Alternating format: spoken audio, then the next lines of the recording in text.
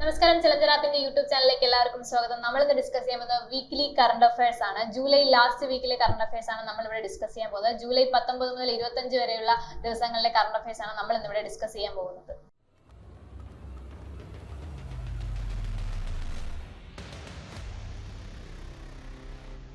അപ്പൊ നമുക്ക് ക്വസ്റ്റ്യൻസ് നോക്കാം. ആദ്യത്തെ ചോദ്യം, അമീബിക് മസ്തിഷ്ക ജ്വരത്തിന് മാർഗരേഖ പുറത്തിറക്കിയ സംസ്ഥാനം ഏത് എന്നാണ്. അമീബിക് മസ്തിഷ്ക ജ്വരത്തിന് മാർഗരേഖ പുറത്തിറക്കിയ സംസ്ഥാനം ഏതെന്നാണ്. ഉത്തരം കേരളമാണ്. ഇപ്പൊ വാർത്തകളിലൊക്കെ നിറഞ്ഞു നിൽക്കുന്നതാണ് അമീബിക് മസ്തിഷ്ക ജ്വരം. നമ്മൾ ഒരുപാട് കേട്ടിട്ടുണ്ട്. ഇതിന് മാർഗരേഖ പുറത്തിറക്കിയത് ഏത് സംസ്ഥാനം എന്നാണ്. ആൻസർ കേരളമാണ്. അപ്പൊ നമുക്ക് ഇന്ത്യയിൽ ആദ്യമായിട്ടാണ് അമീബിക് മസ്തിഷ്ക ജ്വരത്തിന് ഒരു മാർഗരേഖ പുറത്തിറക്കുന്നത്. അതിന്റെ പ്രതിരോധം,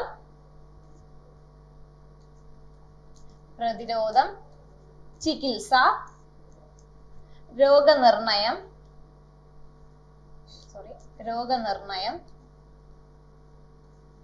തുടങ്ങിയ പ്രതിപാദിക്കുന്നതാണ് ഇതിന്റെ മാർഗരേഖ എന്ന് പറയുന്നത്.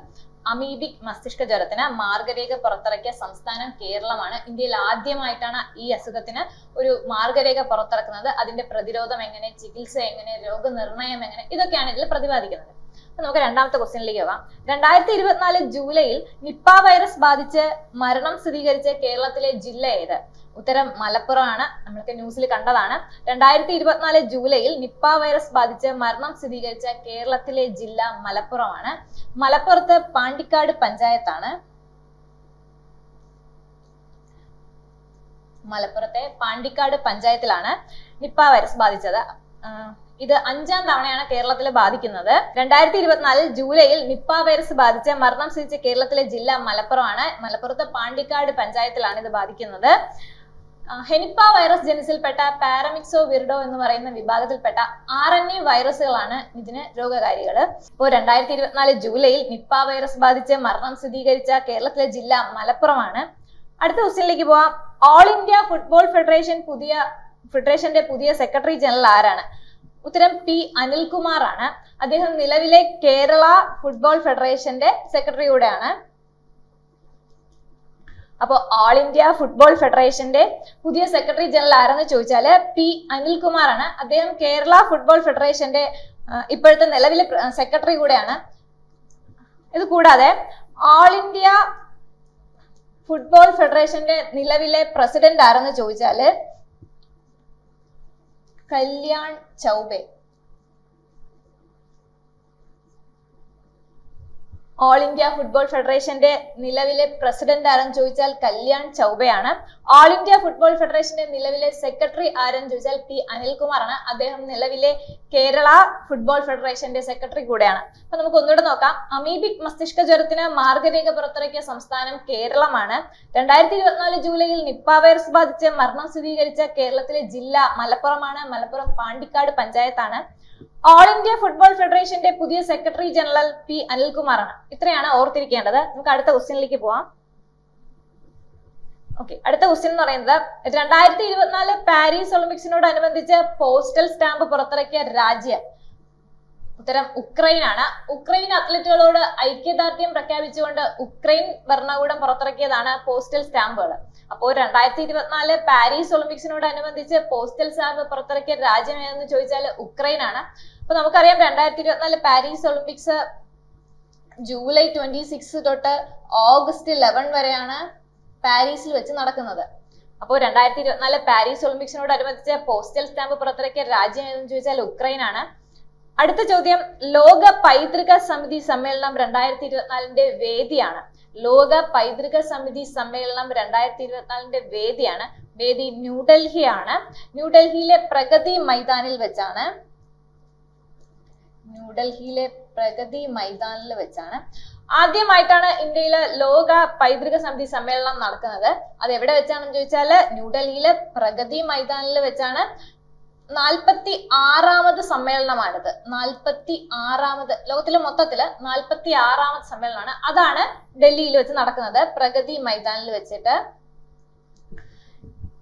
ഇത് ഉദ്ഘാടനം ചെയ്തത് ആരെന്ന് ചോദിച്ചാല് നരേന്ദ്രമോദിയാണ്. അപ്പോൾ ലോക പൈതൃക സമിതി സമ്മേളനം നടന്നത് എവിടെയാണ്? 2024 നടന്നത് എവിടെയാണ്? ന്യൂഡൽഹി പ്രഗതി മൈതാനിലാണ്. 46ാമത് സമ്മേളനമാണ്. ഉദ്ഘാടനം ചെയ്തത് നരേന്ദ്രമോദിയാണ്. അപ്പൊ നെക്സ്റ്റ് ക്വസ്റ്റ്യൻ, ഇന്ത്യയിലെ ആദ്യത്തെ മഴ മാപിനി വെബ്സൈറ്റ് ആരംഭിച്ച ജില്ല. ഇന്ത്യയിലെ ആദ്യത്തെ മഴ മാപിനി വെബ്സൈറ്റ് ആരംഭിച്ച ജില്ലയാണ് വയനാട്.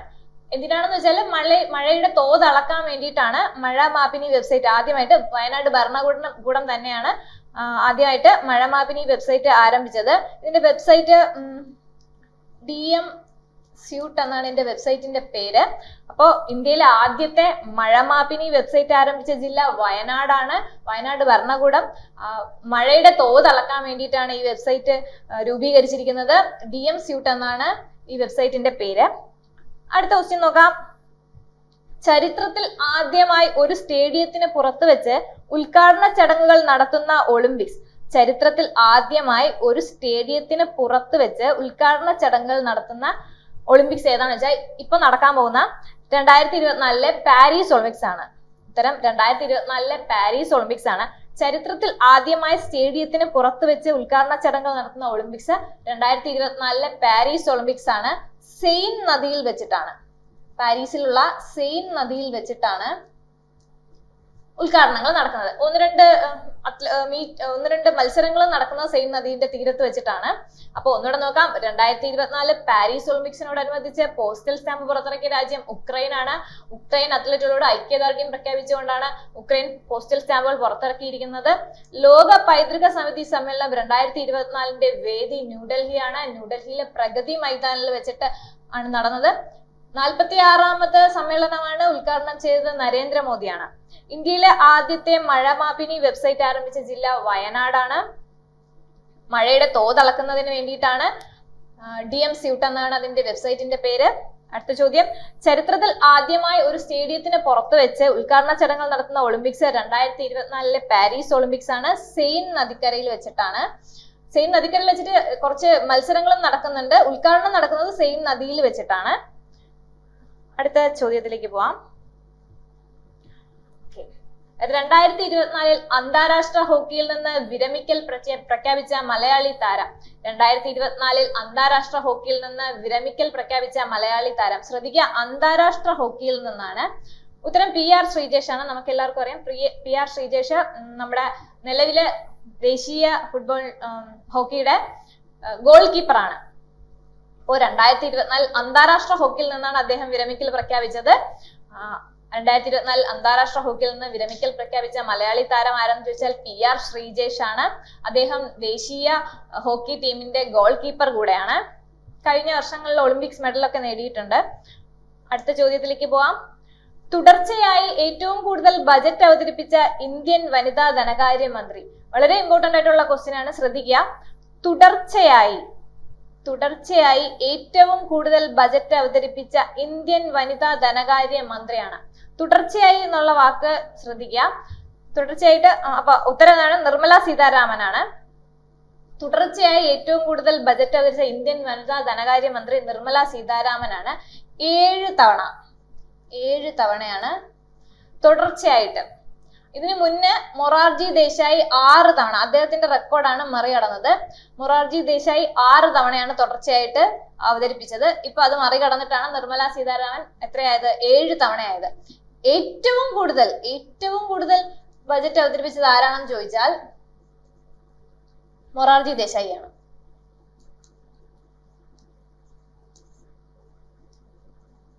പത്ത് തവണ. ഓക്കെ, അപ്പോ തുടർച്ചയായി ഏറ്റവും കൂടുതൽ ബജറ്റ് അവതരിപ്പിച്ച ഇന്ത്യൻ വനിതാ ധനകാര്യമന്ത്രി ആരാന്ന് ചോദിച്ചാൽ നിർമ്മല സീതാരാമനാണ്. 7 തവണ. അത് മൊറാർജി ദേശായി ആയിരുന്നു, അദ്ദേഹത്തിന്റെ റെക്കോർഡായിരുന്ന 6 എന്നുള്ളത് മറികടന്നിട്ടാണ് നിർമ്മല സീതാരാമൻ 7 തവണയായത്. ഏറ്റവും കൂടുതൽ തവണ ബജറ്റ് അവതരിപ്പിച്ചത് മൊറാർജി ദേശായി ആണ്, 10 തവണയാണ്. തുടർച്ചയായി എന്നുള്ള വാക്കാണ് നിങ്ങൾ ശ്രദ്ധിക്കേണ്ടത്. തുടർച്ചയായിട്ട് നിർമ്മല സീതാരാമന്. നമുക്ക് അടുത്ത ക്വസ്റ്റ്യനിലേക്ക് പോവാം. 2024 ഒളിമ്പിക് ഓർഡർ ബഹുമതിക്ക് അർഹനായ ഇന്ത്യൻ താരം. ഒളിമ്പിക് ഓർഡർ ബഹുമതിക്ക് അർഹനായ ഇന്ത്യൻ താരം ആരെന്ന് ചോദിച്ചാൽ അഭിനവ് ബിന്ദ്രയാണ്. അഭിനവ് ബിന്ദ്ര ആരാന്ന് നമുക്കറിയാം, ഷൂട്ടിംഗ് താരമാണ്. അദ്ദേഹത്തിന് ഒളിമ്പിക്സിന്റെ ഓരോ അതിന് കൊടുത്തിട്ടുള്ള സംഭാവനകൾക്ക് നൽകുന്ന ആദരവാണ് ഒളിമ്പിക് ഓർഡർ ബഹുമതി എന്ന് പറയുന്നത്. അത് 2024 കിട്ടിയത് അഭിനവ് ബിന്ദ്രയ്ക്കാണ്. അപ്പൊ ഒളിമ്പിക്സിന് കൊടുത്തിട്ടുള്ള ഒരുപാട് സംഭാവനകൾക്ക് പകരമായിട്ടുള്ള ആദരവാണ് അദ്ദേഹത്തിന് ഒളിമ്പിക് ഓർഡർ എന്ന് പറഞ്ഞിട്ട്. 2008 ബീജിംഗ് ഒളിമ്പിക്സില് 2008 ബീജിംഗ് ഒളിമ്പിക്സില് സ്വർണ്ണ മെഡൽ കിട്ടിയ ആളാണ് അഭിനവ് ബിന്ദ്ര. ഷൂട്ടിംഗ് താരമാണ്. ആദ്യമായിട്ട് വ്യക്തിഗത സ്വർണ്ണ മെഡൽ നേടുന്ന ആളാണ് അഭിനവ് ബിന്ദ്ര. 2008 ബീജിംഗ് ഒളിമ്പിക്സിലാണ് അദ്ദേഹത്തിന് അത് കിട്ടുന്നത്. അദ്ദേഹം 2018 മുതൽ ഇന്ത്യൻ ഒളിമ്പിക് അസോസിയേഷൻ അല്ലെങ്കിൽ ഇന്ത്യൻ ഒളിമ്പിക് കമ്മിറ്റിയിൽ അംഗമാണ് 2018 മുതൽ. അപ്പൊ 2008 അദ്ദേഹത്തിന് ബീജിംഗ് ഒളിമ്പിക്സിൽ സ്വർണ്ണ മെഡൽ കിട്ടിയത് ഷൂട്ടിങ്ങിനാണ്. അദ്ദേഹത്തിന് 2024 ഒളിമ്പിക് ഓർഡർ ബഹുമതി കിട്ടിയിരുന്നു. അപ്പൊ ഒന്നേന്ന് നോക്കാം നമുക്ക് ക്വസ്റ്റ്യൻ. 2024 അന്താരാഷ്ട്ര ഹോക്കിയിൽ നിന്ന് വിരമിക്കൽ പ്രഖ്യാപിച്ച മലയാളി താരമാണ് ആര്? PR ശ്രീജേഷ്. അന്താരാഷ്ട്ര ഹോക്കിയിൽ നിന്നാണ്. അന്താരാഷ്ട്ര ഹോക്കി. അപ്പൊ 2024 അന്താരാഷ്ട്ര ഹോക്കിയിൽ നിന്ന് വിരമിക്കൽ പ്രഖ്യാപിച്ച മലയാളി താരം ആരെന്ന് ചോദിച്ചാൽ PR ശ്രീജേഷ് ആണ്. അദ്ദേഹം നിലവിലെ ദേശീയ ഹോക്കിയുടെ ഗോൾ കീപ്പർ കൂടെയാണ്. തുടർച്ചയായി ഏറ്റവും കൂടുതൽ ബജറ്റ് അവതരിപ്പിച്ച ഇന്ത്യൻ വനിതാ ധനകാര്യമന്ത്രി ആരെന്ന് ചോദിച്ചാൽ നിർമ്മല സീതാരാമനാണ്. 7 തവണയാണ്. മൊറാർജി ദേശായി 6 തവണയായിരുന്നു. അത് മറികടന്നിട്ട് 7 തവണയായിട്ടുണ്ട്. ഏറ്റവും കൂടുതൽ പ്രാവശ്യം ബജറ്റ് അവതരിപ്പിച്ചത് ആരാണെന്ന് ചോദിച്ചാൽ മൊറാർജി ദേശായി തന്നെയാണ്, 10 തവണ. ഇത് തുടർച്ചയായിട്ടല്ല. അടുത്തത് 2024 ഒളിമ്പിക് ഓർഡർ ബഹുമതിക്ക് അർഹനായ ഇന്ത്യൻ താരം എന്ന് പറയുന്നത് അഭിനവ് ബിന്ദ്രയാണ്. അദ്ദേഹം നമുക്ക് എല്ലാവർക്കും അറിയാം 2008 ബീജിംഗ് ഒളിമ്പിക്സിൽ വ്യക്തിഗത മെഡൽ ആദ്യമായിട്ട് ഇന്ത്യക്ക് വ്യക്തിഗത സ്വർണ്ണ മെഡൽ നേടിത്തന്ന ആളാണ്. അപ്പോ നമുക്ക് അടുത്ത ക്വസ്റ്റ്യൻ നോക്കാം. പ്രഥമ ഉമ്മൻചാണ്ടി പൊതുപ്രവർത്തക പുരസ്കാരം 2024 കൊടുത്തത്. പ്രഥമ ഉമ്മൻചാണ്ടി പൊതുപ്രവർത്തക പുരസ്കാരം കിട്ടിയത് ആർക്കെന്ന് ചോദിച്ചാൽ രാഹുൽ ഗാന്ധിക്കാണ്. പുരസ്കാര ജേതാവ് രാഹുൽ ഗാന്ധി. പ്രഥമ ഉമ്മൻചാണ്ടി പൊതുപ്രവർത്തക പുരസ്കാരം ലഭിച്ചത് രാഹുൽ ഗാന്ധിക്കാണ്. 1 ലക്ഷം രൂപയും പ്രശസ്തി പത്രവുമാണ്. 1 ലക്ഷം രൂപയും പ്രശസ്തി പത്രവുമാണ് അദ്ദേഹത്തിന് കിട്ടിയിരിക്കുന്നത്. ഉമ്മൻചാണ്ടി ഫൗണ്ടേഷൻ തന്നെയാണ് അത് നൽകുന്നത്. പ്രഥമ ഒളിമ്പിക്സ് സ്പോർട്സ് ഗെയിംസ് വേദി. ശ്രദ്ധിക്കുക, പ്രഥമ ഒളിമ്പിക്സ് സ്പോർട്സ് ഗെയിംസ് വേദി എവിടെയാണ്? സൗദി അറേബ്യയിലാണ് പ്രഥമ ഒളിമ്പിക്സ് സ്പോർട്സ് വേദി. നമ്മൾ കേട്ടിട്ടുണ്ടായിരിക്കില്ല, കാരണം 2025 അത് നടക്കാൻ പോകുന്നത്. 2025 പ്രഥമ ഒളിമ്പിക്സ് സ്പോർട്സ് ഗെയിംസ് നടക്കാൻ പോകുന്നത്. എവിടെ വെച്ചിട്ടാണ്? സൗദി അറേബ്യയിൽ വെച്ചിട്ടാണ്. ഇതെന്താന്ന് വെച്ചാൽ ഇന്ത്യൻ ഒളിമ്പിക് കമ്മിറ്റി തന്നെയാണ് ഇത് കണ്ടക്ട് ചെയ്യുന്നത്. 2025 നടക്കാൻ പോകുന്നതേ ഉള്ളൂ ആദ്യമായിട്ട്. ഇത് വീഡിയോ ഗെയിം, ഓൺലൈൻ ഗെയിം ഒക്കെ കളിക്കുന്ന ഒരു പ്ലാറ്റ്ഫോം പോലത്തെയാണ്. അത് ഒരു ഗെയിം ആയിട്ട് ഇന്ത്യൻ ഒളിമ്പിക് കമ്മിറ്റി തന്നെ കണ്ടക്ട് ചെയ്യുന്നുണ്ട്. വീഡിയോ ഗെയിംസ് ആയിട്ടാണ്. അപ്പൊ പ്രഥമ ഒളിമ്പിക്സ് സ്പോർട്സ് ഗെയിംസ് വേദി 2025 സൗദി അറേബ്യയിൽ വെച്ചിട്ടാണ്. അടുത്ത ക്വസ്റ്റ്യൻ എന്ന് പറയുന്നത് ഇമ്പോർട്ടന്റ് ആയിട്ടുള്ള ക്വസ്റ്റ്യൻ ആണ്. Copa America. Copa America football tournament 2024 കിരീടം നേടിയത് ആരെന്നാണ് ചോദ്യം. അർജന്റീനയാണ് answer. Copa America football tournament 2024 കിരീടം നേടിയത് അർജന്റീനയാണ്. അർജന്റീന 16ാം തവണയാണ് അത് കരസ്ഥമാക്കുന്നത്. അർജന്റീന 16ാം തവണയാണ് കരസ്ഥമാക്കുന്നത്. റണ്ണറപ്പ് എന്ന് പറയുന്നത് കൊളംബിയയാണ്. കൊളംബിയ. അപ്പോ കോപ്പ അമേരിക്ക ഫുട്ബോൾ ടൂർണമെന്റ് 2024 ലഭിച്ചത് അർജന്റീനയ്ക്കാണ്. അർജന്റീനയ്ക്ക് 16ാം തവണയാണ് കിട്ടുന്നത്. Runner up Colombia. Next question. വിഴിഞ്ഞം അന്താരാഷ്ട്ര തുറമുഖത്തെത്തിയ ആദ്യ ഫീഡർ കപ്പൽ. ശ്രദ്ധിക്കുക, ഫീഡർ കപ്പലാണ്. വിഴിഞ്ഞം അന്താരാഷ്ട്ര തുറമുഖത്തെത്തിയ ആദ്യ ഫീഡർ കപ്പൽ ഏതാണെന്ന് ചോദിച്ചാൽ മാറിൻ അസൂർ. മാറിൻ അസൂർ. ഫീഡർ കപ്പൽ എന്ന് പറഞ്ഞു കഴിഞ്ഞാൽ ചെറു കപ്പലുകളാണ്. അത് മേജർ പോർട്ടിലേക്ക് സാധനങ്ങൾ എത്തിക്കാൻ വേണ്ടിയിട്ടുള്ള ചെറിയ കപ്പലാണ്. ചെറു കപ്പലുകളെ മൊത്തത്തിൽ പറയുന്നതാണ് ഫീഡർ കപ്പലുകൾ എന്ന്. അപ്പൊ ആ കപ്പലിന്റെ പേരാണ് മാറിൻ അസൂർ. ആദ്യമായിട്ട് വിഴിഞ്ഞം അന്താരാഷ്ട്ര തുറമുഖത്തെത്തിയ mothership San Fernando. San Fernando ആദ്യത്തെ ഷിപ്പ്. മദർഷിപ്പാണ് സാൻ ഫെർണാണ്ടോ. ആദ്യത്തെ ഷിപ്പ് എന്ന് പറയുന്നത് ഫസ്റ്റ് ഷിപ്പ് ഷെൻഹുവ 15 ആണ്. ഷെൻഹുവ 15 ആണ് ആദ്യത്തെ ഷിപ്പ്. ആദ്യത്തെ മദർഷിപ്പ് എന്ന് പറഞ്ഞാൽ സാൻ ഫെർണാണ്ടോ ആണ്. ആദ്യത്തെ ഫീഡർ കപ്പൽ മാറിൻ അസൂർ ആണ്. അപ്പോൾ വിഴിഞ്ഞം അന്താരാഷ്ട്ര തുറമുഖത്തെത്തിയ ആദ്യ ഫീഡർ കപ്പൽ എന്ന് പറയുന്നത് മാറിൻ അസൂർ ആണ്. മദർഷിപ്പ് സാൻ ഫെർണാണ്ടോ ആണ്. ആദ്യം വന്ന ഷിപ്പ് ഷെൻഹുവ 15 ആണ്. ഫീഡർ കപ്പൽ എന്ന് പറഞ്ഞാൽ ചെറു കപ്പലുകളാണ്. അത് സാധനങ്ങൾ മേജർ പോർട്ടിലേക്ക് എത്തിക്കാൻ വേണ്ടിയിട്ടുള്ള ചെറു കപ്പലുകളാണ് അവ. അപ്പൊ നമുക്ക് ഒന്നുകൂടെ നോക്കാം. പ്രഥമ ഉമ്മൻചാണ്ടി പൊതുപ്രവർത്തക പുരസ്കാരം ലഭിച്ചത് രാഹുൽ ഗാന്ധിക്കാണ്. 1 ലക്ഷം രൂപയും പ്രശസ്തി പത്രവുമാണ്. ഉമ്മൻചാണ്ടി ഫൗണ്ടേഷനാണ് അത് നൽകുന്നത്. പ്രഥമ ഒളിമ്പിക്സ് ഇ സ്പോർട്സ് ഗെയിംസ് വേദി ഏതാണ്? Saudi Arabia. 2025 നടക്കാൻ പോകുന്നതേ ഉള്ളൂ. ഓൺലൈൻ ഗെയിംസ് ആണത്. അതാണ് ഒരു മത്സരമായിട്ട് ഇന്ത്യൻ ഒളിമ്പിക് കമ്മിറ്റി തന്നെയാണ് അത് കണ്ടക്ട് ചെയ്യുന്നത്. അടുത്ത് കോപ്പ അമേരിക്ക ഫുട്ബോൾ ടൂർണമെന്റ് 2024 കിരീട ജേതാവ് ആരാണ് ചോദിച്ചാൽ അർജന്റീനയാണ്. അർജന്റീനയ്ക്ക് 16ാം തവണയാണ് കിട്ടുന്നത്. റണ്ണർ അപ്പ് എന്ന് പറയുന്നത് കൊളംബിയയാണ്. അടുത്തത് വിഴിഞ്ഞം അന്താരാഷ്ട്ര തുറമുഖത്തെത്തിയ ആദ്യ ഫീഡർ കപ്പലാണ് മാറിൻ അസൂർ. ആദ്യത്തെ മദർഷിപ്പ് സാൻ ഫെർണാണ്ടോ, ആദ്യത്തെ ഷിപ്പ് ഷെൻഹുവ 15. നമുക്ക് അടുത്ത ക്വസ്റ്റ്യനിലേക്ക് പോവാം. 2024 പാരീസ് ഒളിമ്പിക്സിൽ പങ്കെടുക്കുന്ന ഇന്ത്യൻ താരങ്ങളുടെ എണ്ണം. 2024 പാരീസ് ഒളിമ്പിക്സിൽ പങ്കെടുക്കുന്ന ഇന്ത്യൻ താരങ്ങളുടെ എണ്ണം 117 ആണ്. അതിൽ 7 മലയാളികൾ കൂടെ ഉണ്ട്. എത്ര മലയാളിയാണ്? 7 മലയാളിയാണ്. 2024 പാരീസ് ഒളിമ്പിക്സ് ജൂലൈ 26 മുതൽ ഓഗസ്റ്റ് 11 വരെയാണ്. ജൂലൈ 26 മുതൽ ഓഗസ്റ്റ് 11 വരെയാണ് നടക്കുന്നത് പാരീസിൽ വെച്ചിട്ട്. അപ്പൊ അതിന്റെ ഇന്ത്യൻ താരങ്ങളുടെ എണ്ണം 117 ആണ്. മൊത്തം മലയാളികളുടെ എണ്ണം 7 ആണ്. അടുത്ത ക്വസ്റ്റ്യൻ. 2024 ഇന്ത്യയുടെ സ്വാതന്ത്ര്യ ദിന പ്രമേയം. 2024 ഇന്ത്യയുടെ സ്വാതന്ത്ര്യ ദിന പ്രമേയം എന്ന് പറയുന്നത് വികസിത് ഭാരത്, അല്ലെങ്കിൽ മലയാളത്തിൽ പറയുമ്പോൾ വികസിത ഭാരതം. 2024 ഇന്ത്യയുടെ സ്വാതന്ത്ര്യ ദിന പ്രമേയം എന്ന് പറയുന്നത് വികസിത് ഭാരത് അല്ലെങ്കിൽ വികസിത ഭാരതം. മലയാളത്തിൽ പറയുമ്പോൾ വികസിത ഭാരത്.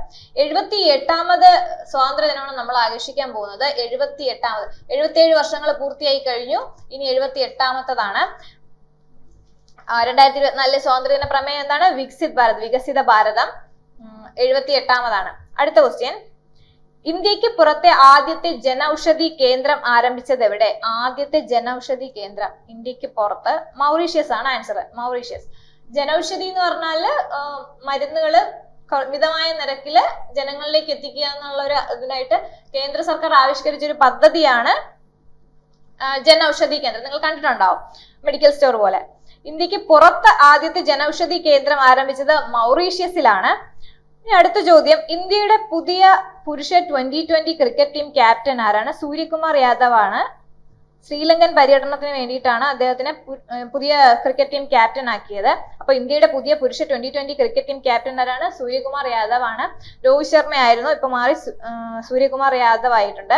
അപ്പൊ ഒന്നുകൂടെ നോക്കാം. 2024 പാരീസ് ഒളിമ്പിക്സിൽ പങ്കെടുക്കുന്ന ഇന്ത്യൻ താരങ്ങളുടെ എണ്ണം മൊത്തം ഇന്ത്യൻ താരങ്ങളുടെ എണ്ണം 117 ആണ്. മലയാളികളുടെ അതിൽ എത്ര മലയാളികളാണെന്ന് വെച്ചാൽ 7 മലയാളികളുണ്ട്. അടുത്ത ചോദ്യം. 2024 ഇന്ത്യയുടെ സ്വാതന്ത്ര്യ ദിന പ്രമേയം വികസിത് ഭാരത് അല്ലെങ്കിൽ വികസിത ഭാരതം. 78ാമത് സ്വാതന്ത്ര്യ ദിനമാണ് ആഘോഷിക്കാൻ പോകുന്നത്. 77 വർഷം കഴിഞ്ഞിട്ടുണ്ട്. അടുത്തത്. ഇന്ത്യക്ക് പുറത്തെ ആദ്യത്തെ ജനൌഷധി കേന്ദ്രം ആരംഭിച്ചത് എവിടെയാണെന്ന് വെച്ചാൽ മൗറീഷ്യസിലാണ്. എന്താണ്? മിതമായ നിരക്കില് മരുന്നുകൾ ജനങ്ങളിലേക്ക് എത്തിക്കാൻ വേണ്ടി കേന്ദ്ര സർക്കാർ ആവിഷ്കരിച്ച പദ്ധതിയാണ് ജനൌഷധി എന്ന് പറയുന്നത്. അപ്പൊ അത് മൗറീഷ്യസിലാണ് ആരംഭിച്ചത്. അടുത്തതായിട്ട്. ഇന്ത്യയുടെ പുതിയ പുരുഷ 2020 ക്രിക്കറ്റ് ടീം ക്യാപ്റ്റൻ ആരെന്ന് ചോദിച്ചാല് സൂര്യകുമാർ യാദവ് ആണ്. നമുക്ക് എല്ലാ ക്വസ്റ്റിനും ഒന്നുകൂടെ നോക്കാം. ഓക്കെ. അമീബിക് മസ്തിഷ്ക ജ്വരത്തിന് മാർഗരേഖ പുറത്തിറക്കിയ സംസ്ഥാനം കേരളം. 2024 ജൂലൈയിൽ നിപ്പ വൈറസ് ബാധിച്ച് മരണം സ്ഥിരീകരിച്ച കേരളത്തിലെ ജില്ല Malappuram, Pandikkad panchayat. All India football ഫെഡറേഷന്റെ പുതിയ സെക്രട്ടറി ജനറൽ അനിൽകുമാർ ആണ്. അടുത്ത ചോദ്യം. 2024 പാരീസ് ഒളിമ്പിക്സിനോടനുബന്ധിച്ച് പോസ്റ്റൽ സ്റ്റാമ്പ് പുറത്തിറക്കിയ രാജ്യം ഉക്രൈൻ ആണ്. ലോക പൈതൃക സമിതി സമ്മേളനം 2024 നടന്നത് ന്യൂഡൽഹിയാണ്. പ്രഗതി മൈതാനിൽ വെച്ച് 46ാമത് സമ്മേളനം നരേന്ദ്രമോദി ഉദ്ഘാടനം ചെയ്തു. ഇന്ത്യയിലെ ആദ്യത്തെ മഴമാപിനി വെബ്സൈറ്റ് ആരംഭിച്ച ജില്ല വയനാടാണ്. DM സ്യൂട്ട് എന്നാണ് ആ വെബ്സൈറ്റിന്റെ പേര്. അടുത്ത ചോദ്യം. ചരിത്രത്തിൽ ആദ്യമായി ഒരു സ്റ്റേഡിയത്തിന് പുറത്തു വെച്ച് ഉദ്ഘാടന ചടങ്ങുകൾ നടത്തുന്ന ഒളിമ്പിക്സ് 2024 ആണ്. സെയിൻ നദിയിൽ വെച്ചിട്ടാണ്. അടുത്ത ചോദ്യം, 2024 അന്താരാഷ്ട്ര ഹോക്കിയിൽ നിന്നും വിരമിക്കൽ പ്രഖ്യാപിച്ച മലയാളി താരം. അന്താരാഷ്ട്ര ഹോക്കിയാണ്. അന്താരാഷ്ട്ര ഹോക്കിയിൽ നിന്നും വിരമിക്കൽ പ്രഖ്യാപിച്ച മലയാളി താരം PR ശ്രീജേഷ്. തുടർച്ചയായി ഏറ്റവും കൂടുതൽ ബജറ്റ് അവതരിപ്പിച്ച ഇന്ത്യൻ വനിതാ ധനകാര്യ മന്ത്രി നിർമ്മല സീതാരാമൻ 7 തവണ. തുടർച്ചയല്ലാതെ മൊത്തത്തിൽ ഏറ്റവും കൂടുതൽ ബജറ്റ് അവതരിപ്പിച്ചത് മൊറാർജി ദേശായിയാണ്, 10 തവണ. തുടർച്ചയായി മൊറാർജി ദേശായി 6 തവണ അവതരിപ്പിച്ചിരുന്നു. ആ റെക്കോർഡാണ് നിർമ്മല സീതാരാമൻ മറികടന്നത്. അടുത്ത ചോദ്യം, 2024 ഒളിമ്പിക് ഓർഡർ ബഹുമതിക്ക് അർഹനായ ഇന്ത്യൻ താരം. അഭിനവ് ബിന്ദ്ര, ഷൂട്ടിംഗ് താരമാണ്. അടുത്ത ചോദ്യം, പ്രഥമ ഉമ്മൻചാണ്ടി പൊതുപ്രവർത്തക പുരസ്കാര ജേതാവ് രാഹുൽ ഗാന്ധിയാണ്. പ്രഥമ ഒളിമ്പിക്സ് സ്പോർട്സ് ഗെയിംസ് വേദി സൗദി അറേബ്യയിൽ വെച്ച് 2025 നടക്കാൻ പോകുന്നത്. കോപ്പ അമേരിക്ക ഫുട്ബോൾ ടൂർണമെന്റ് 2024 കിരീടം നേടിയത് അർജന്റീനയാണ്. 16ാമതാണ്. റണ്ണറപ്പ് കൊളംബിയയാണ്. നെക്സ്റ്റ്, വിഴിഞ്ഞം അന്താരാഷ്ട്ര തുറമുഖത്തെത്തിയ ആദ്യ ഫീഡർ കപ്പൽ മാറിൻ അസൂറാണ്. ആദ്യത്തെ മദർഷിപ്പ് സാൻ ഫെർണാണ്ടോയാണ്. ആദ്യത്തെ ഷിപ്പ് എന്ന് പറയുന്നത് ഷെൻഹുവ 15 ആണ്. 2024 പാരീസ് ഒളിമ്പിക്സിൽ പങ്കെടുക്കുന്ന ഇന്ത്യൻ താരങ്ങളുടെ എണ്ണം 117, 7 മലയാളികൾ. 2024 ഇന്ത്യയുടെ സ്വാതന്ത്ര്യ ദിന പ്രമേയം വികസിത് ഭാരത് അല്ലെങ്കിൽ വികസിത ഭാരത്. ഇന്ത്യക്ക് പുറത്തെ ആദ്യത്തെ ജനൌഷധി കേന്ദ്രം ആരംഭിച്ചത് മൗറീഷ്യസ്. ഇന്ത്യയുടെ പുതിയ പുരുഷ 2020 cricket team captain Suryakumar Yadav. ഇനി കുറച്ച് പദ്ധതികളാണ്. Operation zebra. ഓപ്പറേഷൻ സീബ്ര എന്ന് പറയുന്നത് സീബ്ര ക്രോസിംഗ് ലൈനിൽ ഗതാഗത നിയമലംഘനങ്ങൾ നടത്തുന്നവരെ കണ്ടുപിടിക്കാൻ വേണ്ടിയിട്ട് MVD രൂപീകരിച്ച ഒരു പദ്ധതിയാണ് ഓപ്പറേഷൻ സീബ്ര എന്ന് പറയുന്നത്. വേറൊരു പദ്ധതി എന്ന് പറയുന്നത് കാവൽ കരുതൽ. ഇത് പോലീസുകാർക്കും പോലീസുകാരുടെ കുടുംബങ്ങൾക്കും വ്യക്തിപരവും ഔദ്യോഗികപരവും മാനസികപരമായിട്ടുള്ള പ്രശ്നങ്ങൾക്ക് പരിഹാരം കണ്ടെത്തുന്നതിനായിട്ട് കേരള പോലീസ് ആവിഷ്കരിച്ച പദ്ധതിയാണ് കാവൽ കരുതൽ. ഓപ്പറേഷൻ സീബ്ര എന്ന് പറയുന്നത് സീബ്ര ലൈനുകളിലെ ഗതാഗത നിയമലംഘനങ്ങൾ തടയുന്നതിനായിട്ട് MVD രൂപീകരിച്ചതാണ്. കാവൽ കരുതൽ എന്ന് വെച്ചാൽ പോലീസുകാരുടെ ഔദ്യോഗികപരവും വ്യക്തിപരമായ പ്രശ്നങ്ങൾക്ക് പരിഹാരം കാണാൻ വേണ്ടിയിട്ട് കേരള പോലീസ് ആവിഷ്കരിച്ചതാണ് കാവൽ കരുതൽ. വേറൊരു പദ്ധതി കൂടെയുണ്ട്, റോഷ്നി പദ്ധതി.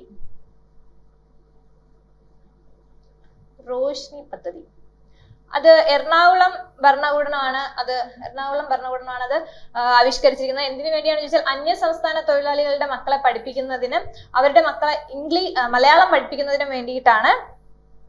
കുട്ടികളുടെ വിദ്യാഭ്യാസ നിലവാരം ഉയർത്താനും കുട്ടികൾക്ക് മലയാളം പഠിപ്പിക്കുന്നതിനും വേണ്ടിയിട്ട് ആവിഷ്കരിച്ച പദ്ധതിയാണ് റോഷ്നി പദ്ധതി.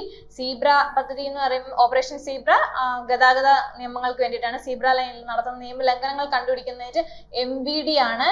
അടുത്തത് കാവൽ കരുതൽ എന്ന് പറയുന്നത് കേരള പോലീസിന്റെ ആണ്. അടുത്തത് റോഷ്നി പദ്ധതി അന്യസംസ്ഥാന തൊഴിലാളികളുടെ മക്കൾക്ക് മലയാളം പഠിപ്പിക്കുന്നതിന് അവരുടെ വിദ്യാഭ്യാസ നിലവാരം ഉയർത്തുന്നതിന് വേണ്ടിയിട്ട് എറണാകുളം ഭരണകൂടം രൂപീകരിച്ച പദ്ധതിയാണ് റോഷ്നി പദ്ധതി. Thank you.